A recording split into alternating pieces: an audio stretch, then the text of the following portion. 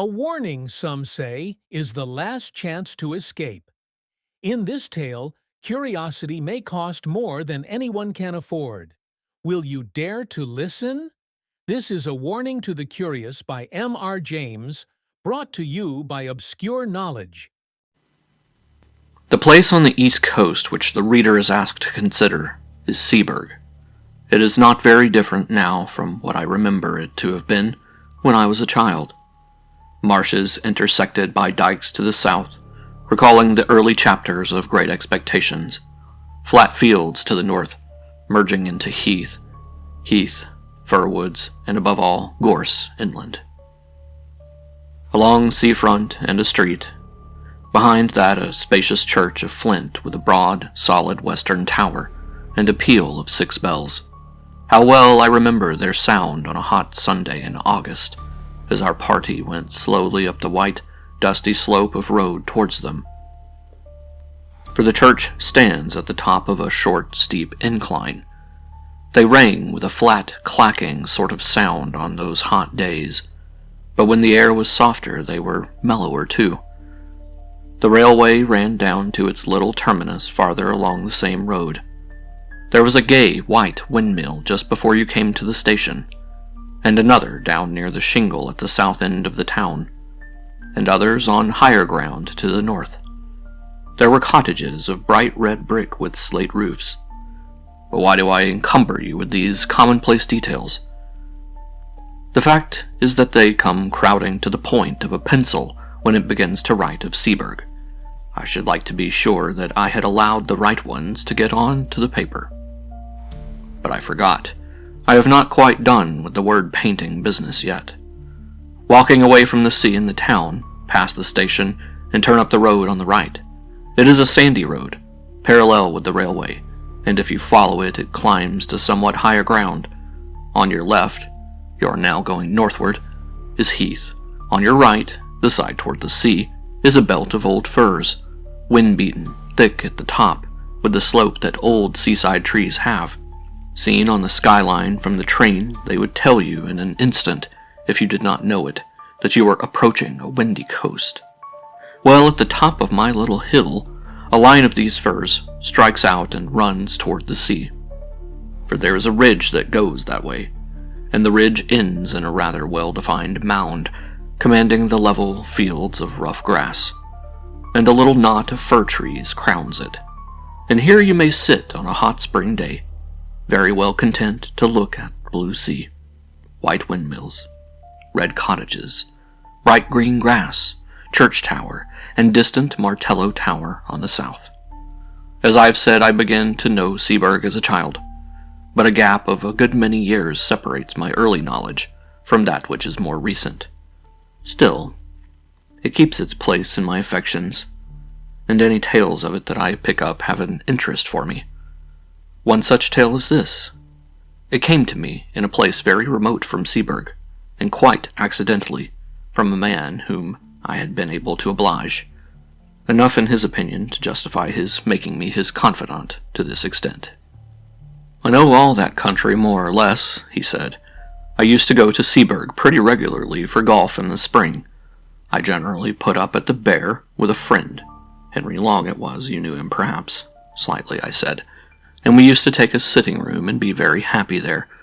Since he died, I haven't cared to go there, and I don't know that I should anyhow after the particular thing that happened on our last visit. It was in April, 19... We were there, and by some chance we were almost the only people in the hotel, so the ordinary public rooms were practically empty, and we were the more surprised when, after dinner, our sitting room door opened and a young man put his head in. We were aware of this young man. He was rather a rabbity, anemic subject, light hair and light eyes, but not unpleasing, so when he said, "I beg your pardon, is this a private room?" we did not growl and say, "Yes, it is," but Long said, or I did, no matter which, "Please come in." "Oh, may I?" he said, and seemed relieved. Of course, it was obvious that he wanted company, and as he was a reasonable kind of person, not the sort to bestow his whole family history on you, we urged him to make himself at home. I dare say you find the other rooms rather bleak, I said. Yes, he did, but it was really too good of us, and so on. That being got over, he made some pretense of reading a book. Long was playing patience, I was writing. It became plain to me after a few minutes that this visitor of ours was in rather a state of fidgets or nerves, which communicated itself to me, and so I put away my writing and turned to at engaging him in talk. After some remarks, which I forget, he became rather confidential. "You'll think it very odd of me," this was the sort of way he began, "but the fact is I've had something of a shock." Well, I recommended a drink of some cheering kind, and we had it. The waiter coming in made an interruption, and I thought our young man seemed very jumpy when the door opened. But after a while he got back to his woes again. There was nobody he knew in the place, and he didn't happen to know who we both were. It turned out there was some common acquaintance in town. And really, he did want a word of advice if we didn't mind. Of course, we both said, by all means, or not at all, and Long put away his cards, and we settled down to hear what his difficulty was. "It began," he said, "more than a week ago, when I bicycled over to Froston, only about 5 or 6 miles to see the church. I'm very much interested in architecture, and it's got one of those pretty porches with niches and shields. I took a photograph of it, and then an old man who was tidying up in the churchyard came and asked if I'd care to look into the church. I said yes, and he produced a key and let me in. There wasn't much inside, but I told him it was a nice little church, and he kept it very clean, but, I said, the porch is the best part of it. We were just outside the porch then, and he said, "Ah, yes, that is a nice porch, and do you know, sir, what the meaning of that coat of arms there is?" It was the one with the 3 crowns, and though I'm not much of a herald, I was able to say yes, I thought it was the old arms of the King of East Anglia. "That's right, sir," he said. "Now do you know the meaning of them 3 crowns that's on it?" I said I'd no doubt it was known, but I couldn't recollect to have heard it myself. "Well then," he said, "for all you're a scholard, I can tell you something you don't know. Them's the 3 holy crowns what was buried in the ground near by the coast to keep them Germans from landing." "Ah, I can see you don't believe that. But I tell you, if it hadn't been for one of them holy crowns being there still, them Germans would have landed there time and again, they would. Landed with their ships and killed man, woman, and child in their beds. Now then, that's the truth what I'm telling you, that is. And if you don't believe me, you ask the rector. There he comes, you asked him, I says." I looked around, and there was the rector, a nice-looking old man, coming up the path, and before I could begin assuring my old man, who was getting quite excited, that I didn't disbelieve him, the rector struck in, and said, "What's this all about, John? Good day to you, sir. Have you been looking at our little church?" So then there was a little talk which allowed the old man to calm down, and then the rector asked him again what was the matter. "Oh," he said, "it warn't nothing. I only was telling this gentleman he ought to ask you about them holy crowns." "Oh, yes, to be sure," said the rector. "That's a very curious matter, isn't it? But I don't know whether the gentleman is interested in our old stories, eh?" "Oh, he'll be interested fast enough," said the old man. "He'll put his confidence in what you tells him, sir. Why, you don't know Willie Mayer myself. Father and son, too." Then I put a word to say how much I should like to hear all about it, and before many minutes I was walking up the village street with the rector, who had 1 or 2 words to say to parishioners, and then to the rectory, where he took me into his study. He had made out on the way that I really was capable of taking an intelligent interest in a piece of folklore, and not quite the ordinary tripper, so he was very willing to talk, and it is rather surprising to me that the particular legend he told me has not made its way into print before. His account of it was this. There had always been a belief in these parts in the 3 holy crowns. The old people say they were buried in different places near the coast to keep off the Danes or the French or the Germans, and they say that one of the 3 was dug up a long time ago, and another has disappeared by the encroaching of the sea, and one's still left doing its work, keeping off invaders. Well now, if you read the ordinary guides and histories of this country, you will remember perhaps that in 1687 a crown, which was said to be the crown of Redwald, king of the East Angles, was dug up at Rendlesham, and alas, melted down before it was even properly described and drawn. Well, Rendlesham isn't on the coast, but it isn't so very far inland, and it's on a very important line of access, and I believe that is the crown which the people mean when they say that one has been dug up. Then on the south you don't want me to tell you where there was a Saxon royal palace, which is now under the sea, eh? Well, there was the second crown, I take it, and between these two, they say, lies the third. Do they say where it is, of course, I asked. He said, yes, indeed they do, but they don't tell, and as manner did not encourage me to put the obvious question. Instead of that, I waited a moment and said, what did the old man mean when he said you knew William Ager? As if that had something to do with the crowns. To be sure, he said. Now that's another curious story, these Agers. It's a very old name in these parts, but I can't find that they were ever people of quality or big owners. These Agers say or said that their branch of the family were the guardians of the last crown. A certain old Nathaniel Ager was the first one I knew. I was born and brought up quite near here, and he, I believe, camped out at the place during the whole of the war of 1870. William, his son, did the same, I know, during the South African War. And young William, his son, who had only died fairly recently, took lodgings at the cottage nearest the spot, and I've no doubt hastened his end, for he was a consumptive by exposure and night watching, and he was the last of that branch. It was a dreadful grief to him to think that he was the last, but he could do nothing. The only relations at all near to him were in the colonies. I wrote letters for him to them, imploring them to come over on business very important to the family, but there has been no answer, so the last of the Holy Crowns, if it's there, has no guardian now. That was what the rector told me, and you can fancy how interesting I found it. The only thing I could think of when I left him was how to hit upon the spot where the crown was supposed to be. I wish I'd left it alone. But there was a sort of fate in it, for as I bicycled back past the churchyard wall, my eye caught a fairly new gravestone, and on it was the name of William Ager.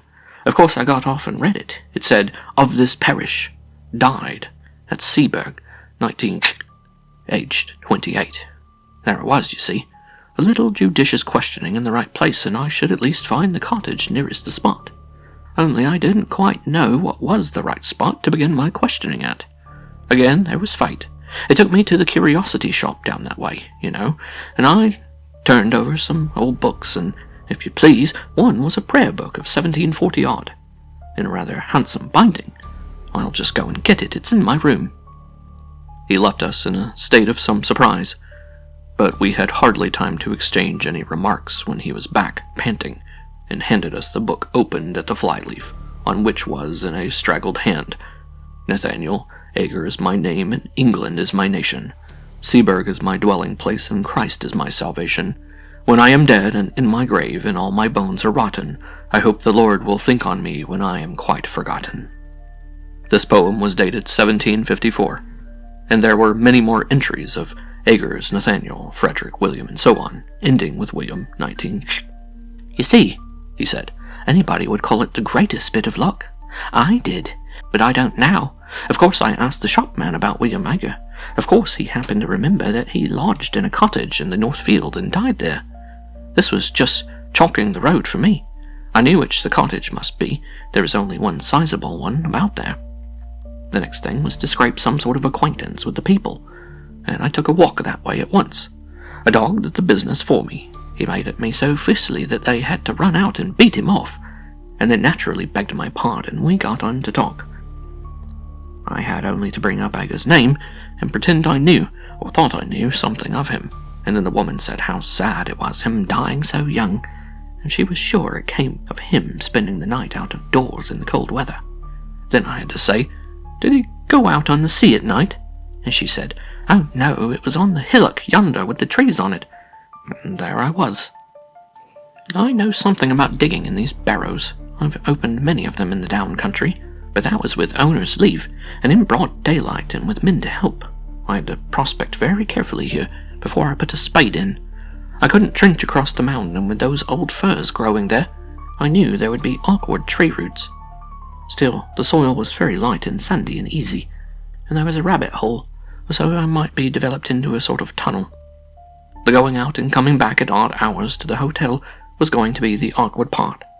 When I made up my mind about the way to excavate, I told the people that I was called away for a night, and I spent it out there. I made my tunnel. I won't bore you with the details of how I supported it and filled it when I'd done, but the main thing is that I got the crown. Naturally, we both broke out into exclamations of surprise and interest.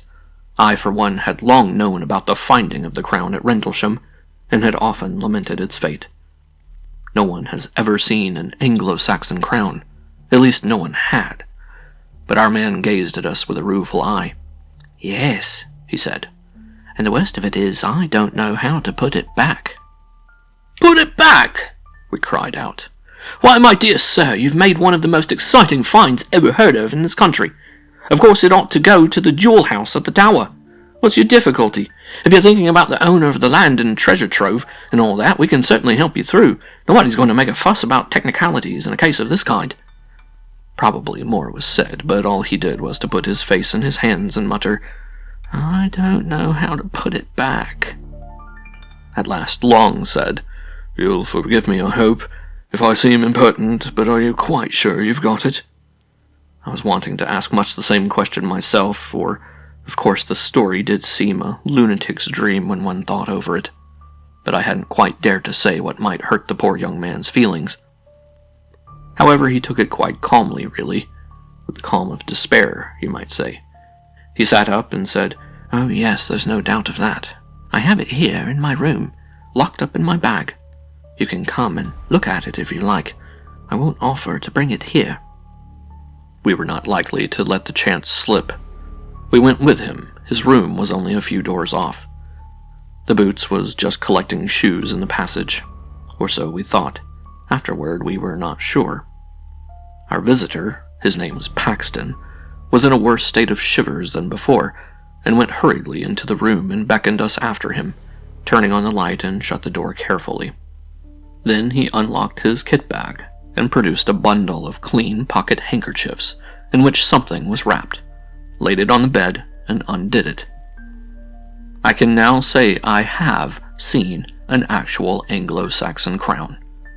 It was of silver, as the Rendlesham one is always said to have been.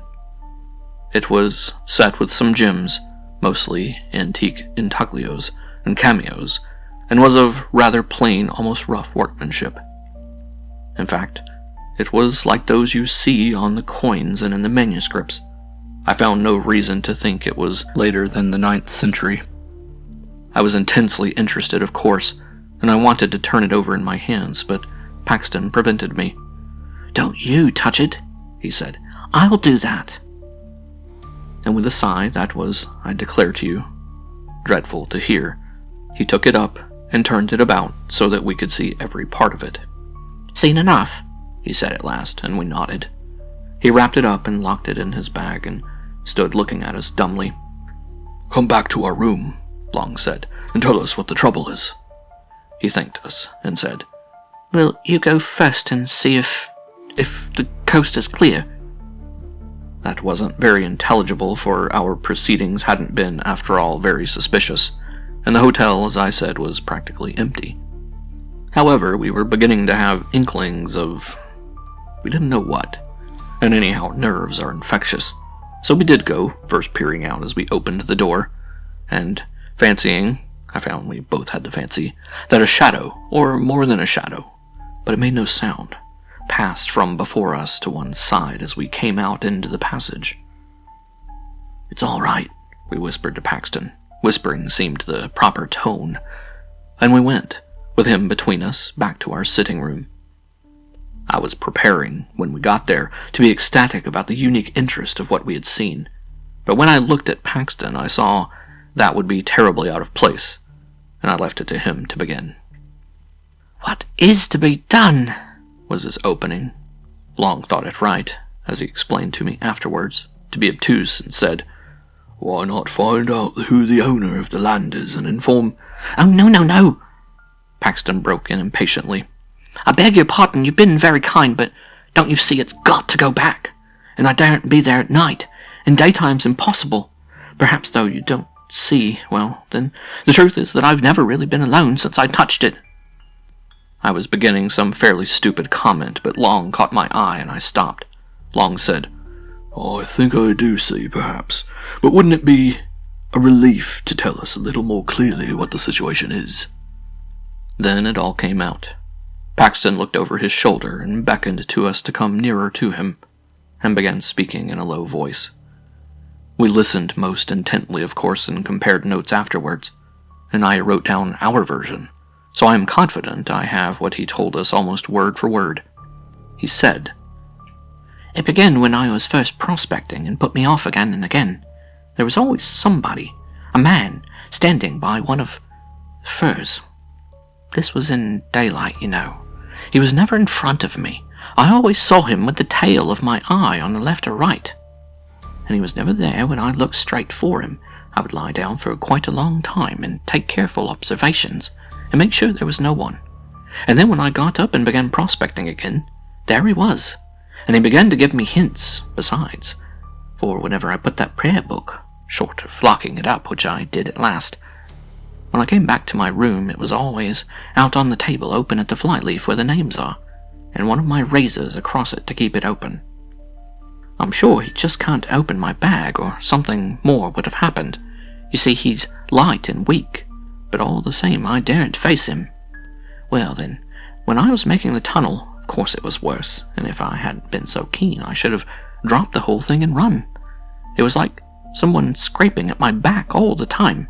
I thought for a long time it was only soil dropping on me, but as I got nearer the crown, it was unmistakable, and when I actually laid it bare and got my fingers into the ring of it and pulled it out, there came a sort of cry behind me. Oh, I can't tell you how desolate it was, and horribly threatening too. It spoilt all my pleasure in my find. Cut it off at that moment, and if I hadn't been the wretched fool I am, I should have put the thing back and left it. But I didn't. The rest of the time was just awful. I had hours to get through before I could decently come back to the hotel. First, I spent time filling up my tunnel and covering my tracks, and all the while he was there trying to thwart me. Sometimes, you see him, and sometimes you don't, just as he pleases. I think he's there, but he has some power over your eyes. Well, I wasn't off the spot very long before sunrise, and then I had to get to the junction for Seaburg and take a train back. And though it was daylight fairly soon, I don't know if that made it much better. There were always hedges or gorse bushes or park fences along the road, some sort of cover, and I was never easy for a second, and then when I began to meet people going to work, they always looked behind me very strangely. It might have been that they were surprised at seeing anyone so early, but I didn't think it was only that, and I don't now. They didn't look exactly at me, and the porter at the train was like that too, and the guard held the open door after I'd got into the carriage, just as he would if there was somebody else coming. Oh, you may be very sure it isn't my fancy, he said with a dull sort of laugh. Then he went on. And even if I do get it put back, he won't forgive me, I can tell that. And I was so happy a fortnight ago. He dropped into a chair, and I believe he began to cry. We didn't know what to say, but we felt we must come to the rescue somehow, and so, it really seemed the only thing, we said if he was so set on putting the crown back in its place, we would help him. And I must say that after what we had heard, it did seem the right thing. If these horrid consequences had come on this poor man, might there not really be something in the original idea of the crown having some curious power bound up with it to guard the coast? At least, that was my feeling, and I think it was Long's too. Our offer was very welcome to Paxton anyhow. When could we do it? It was nearly 10:30. Could we contrive to make a late walk plausible to the hotel people that very night? We looked out of the window. There was a brilliant full moon, the Paschal moon. Long undertook to tackle the boots and propitiate him. He was to say that we should not be much over the hour, and if we did find it so pleasant that we stopped out a bit longer, we would see that he didn't lose by sitting up. Well, we were pretty regular customers of the hotel and did not give much trouble, and were considered by the servants to be not under the mark in the way of tips, and so the boots was propitiated, and led us out onto the seafront, and remained, as we heard later, looking after us. Paxton had a large coat over his arm, under which was the wrapped-up crown. So we were off on this strange errand before we had time to think how very much out of the way it was. I've told this part quite shortly on purpose, for it really does represent the haste with which we settled our plan and took action. "The shortest way is up the hill and through the churchyard," Paxton said as we stood a moment before the hotel, looking up and down the front. There was nobody about, nobody at all. Seaburg, out of the season, is an early quiet place. "We can't go along the dike by the cottage because of the dog," Paxton also said, when I pointed to what I thought a shorter way along the front and across 2 fields. The reason he gave was good enough. We went up the road to the church and turned in at the churchyard gate. I confess to having thought there might be some lying there who might be conscious of our business. But if it was so, they were also conscious that one who was on their side, so to say, had us under surveillance, and we saw no sign of them. But under observation we felt we were, as I have never felt it at another time. Especially was it so when we passed out of the churchyard into a narrow path with close high hedges, through which we hurried as Christian did through that valley, and so got out into open fields.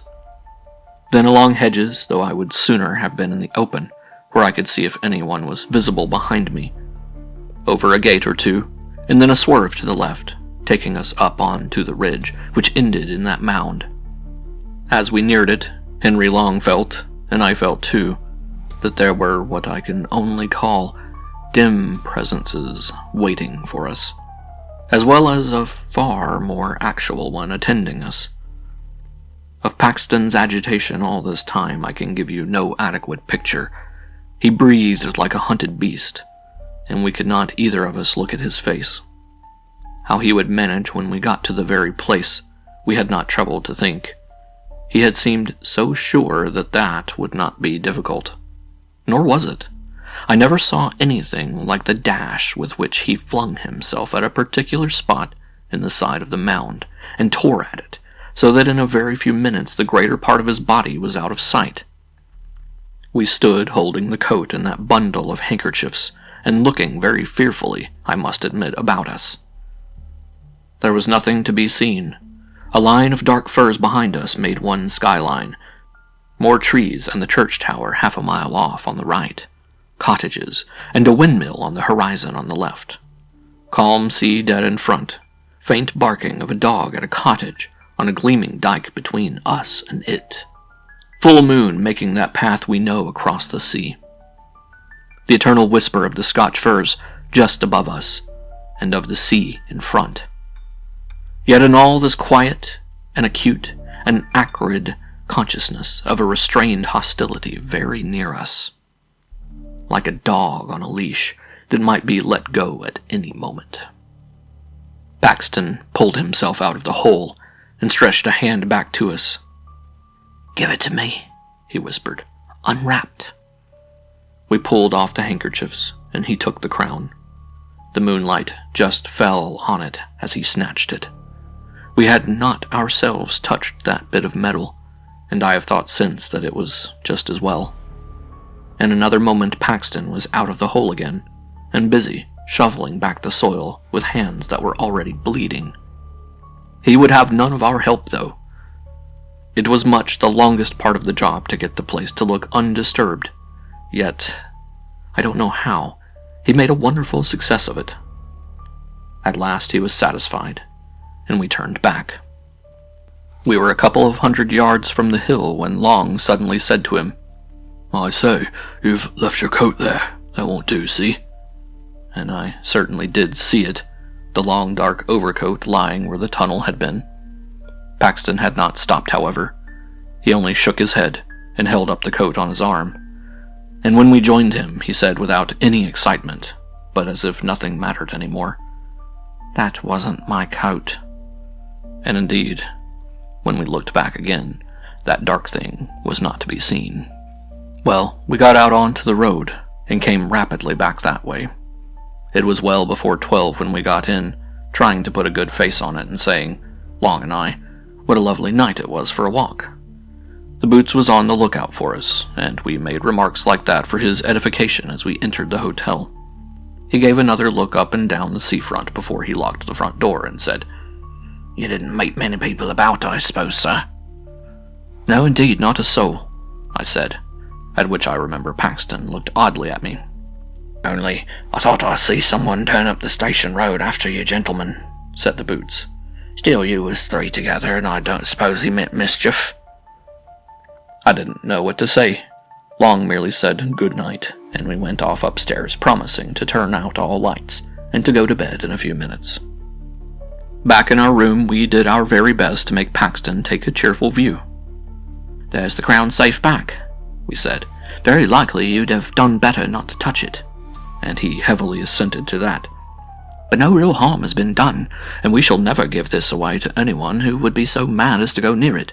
Besides, don't you feel better yourself, I don't mind confessing," I said, "that on the way there I was very much inclined to take your view about being followed. But going back it wasn't at all the same thing, was it?" "No, it wouldn't do." "You've nothing to trouble yourselves about," he said. "But I'm not forgiven. I've got to pay for that miserable sacrilege still. I know what you're going to say. The church might help. Yes, but it's the body that has to suffer. It's true I'm not feeling that he's waiting outside for me just now, but—" Then he stopped. Then he turned to thanking us, and we put him off as soon as we could. And naturally we pressed him to use our sitting room next day, and we said we should be glad to go out with him. Or did he play golf, perhaps? Yes, he did, but he didn't think he should care about that tomorrow. Well, we recommended to him to get up late and sit in our room in the morning while we were playing, and we would have a walk later in the day. He was very submissive and piano about it all, ready to do just what we thought best, but clearly quite certain in his own mind that what was coming could not be averted or palliated. You'll wonder why we didn't insist on accompanying him to his home and seeing him safe into the care of brothers or someone. The fact was he had nobody. He had had a flat in town, but lately he had made up his mind to settle for a time in Sweden, and he had dismantled his flat and shipped off his belongings, and was whiling away a fortnight or 3 weeks before he made a start. Anyhow, we didn't see what we could do better than sleep on it, or not sleep very much, as was my case, and see what we felt like tomorrow morning. We felt very different, Long and I, on as beautiful an April morning as you could desire, and Paxton also looked very different when we saw him at breakfast. "The first approach to a decent night I seem ever to have had," was what he said, but he was going to do as we had settled, stay in probably all the morning and come out with us later. We went to the links, we met some other men and played with them in the morning, and had lunch there rather early, so as not to be late back. All the same, the snares of death overtook him. Whether it could have been prevented, I don't know. I think he would have been got at somehow, do what we might. Anyhow, this is what happened. We went straight up to our room. Paxton was there, reading quite peaceably. "Ready to come out shortly," said Long. "Say in half an hour's time." "Certainly," he said, and I said we would change first and perhaps have baths, and call for him in half an hour. I had my bath first, and went and lay down on my bed, and slept for about 10 minutes. We came out of our rooms at the same time and went together to the sitting room. Paxton wasn't there, only his book. Nor was he in his room, nor in the downstairs rooms. We shouted for him. A servant came out and said, "Why, I thought you gentlemen was gone out already, and so did the other gentleman. He heard you were calling from the park there, and run out in a hurry, and I looked out of the coffee-room window, but I didn't see you. However, he run off down the beach that way."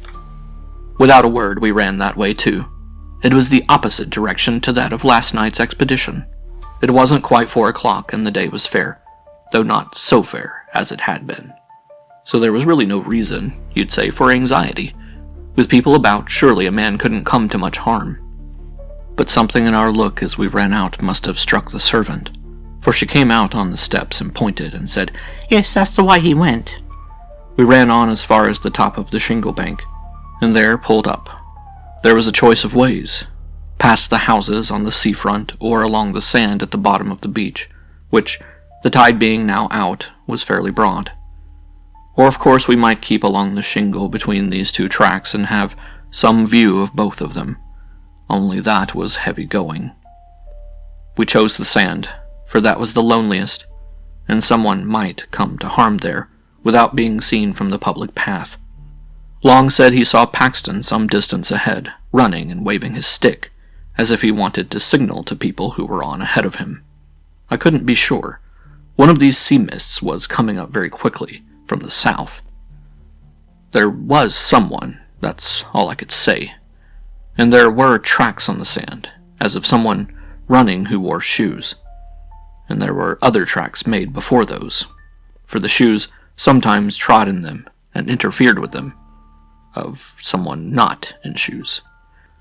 Of course, it's only my word you've got to take for all of this. Long's dead. We'd no time or means to make sketches or take casts, and the next tide washed everything away. All we could do was to notice these marks as we hurried on. But there they were, over and over again, and we had no doubt whatever that what we saw was the track of a bare foot, and one that showed more bones than flesh. The notion of Paxton running after anything like this, and supposing it to be the friends he was looking for, was very dreadful to us. You can guess what we fancied, how the thing he was following might stop suddenly and turn round on him, and what sort of face it would show, half seen as first in the mist, which all the while was getting thicker and thicker. And as I ran on, wondering how the poor wretch could have been lured into mistaking that other thing for us, I remember his saying, "He has some power over your eyes." And then I wondered what the end would be, for I had no hope now that the end would be averted, and, well, there was no need to tell all the dismal and horrid thoughts that flitted through my head as we ran on into the mist. It was uncanny, too, that the sun should still be bright in the sky, and we could see nothing. We could only tell that we were now past the houses, and had reached that gap there is between them and the old Martello Tower. When you are past the tower, you know, there is nothing but shingle for a long way. Not a house, not a human creature, just that spit of land, or rather shingle, with the river on your right and the sea on your left. But just before that, just by the Martello Tower, you remember there is the old battery, close to the sea. I believe there are only a few blocks of concrete left now. The rest has all been washed away. But at this time there was a lot more, though the place was a ruin. Well, when we got there, we clambered to the top as quickly as we could to take breath and look over the shingle in front if by chance the mist would let us see anything. But a moment's rest we must have. We had run a mile at least. Nothing whatever was visible ahead of us, and we were just turning by common consent to get down and run hopelessly on when we heard what I can only call a laugh. And if you can understand what I mean by a breathless, a lungless laugh, you have it. But I don't suppose you can. It came from below and swerved away into the mist. That was enough. We bent over the wall. Paxton was there at the bottom. You don't need to be told that he was dead.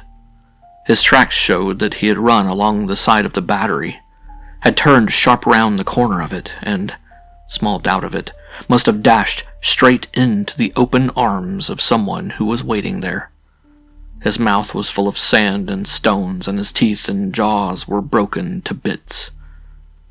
I only glanced once at his face. At the same moment, just as we were scrambling down from the battery to get to the body, we heard a shout, and saw a man running down the bank of the Martello Tower.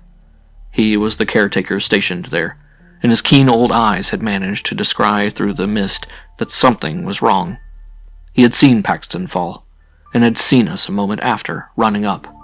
Fortunate this, for otherwise we could hardly have escaped suspicion of being concerned in the dreadful business. Had he, we asked, caught sight of anybody attacking our friend? He could not be sure. We sent him off for help, and stayed by the dead man till they came with the stretcher. It was then that we traced out how he had come, on the narrow fringe of sand under the battery wall. The rest was shingle, and it was hopelessly impossible to tell whither the other had gone. What were we to say at the inquest? It was a duty, we felt, not to give up, there and then, the secret of the crown, to be published in every paper. I don't know how much he would have told. But what we did agree upon was this, to say that we had only made acquaintance with Paxton the day before, and that he had told us he was under some apprehension of danger at the hands of a man called William Ager. Also that we had seen some other tracks besides Paxton's when we followed him along the beach. But of course by that time everything was gone from the sands. No one had any knowledge, fortunately, of any William Ager living in the district. The evidence of the man at the Martello Tower freed us from all suspicion. All that could be done was to return a verdict of willful murder by some person or persons unknown. Paxton was so totally without connections that all the inquiries that were subsequently made ended in a no thoroughfare. And I have never been at Seaburg, or even near it, since.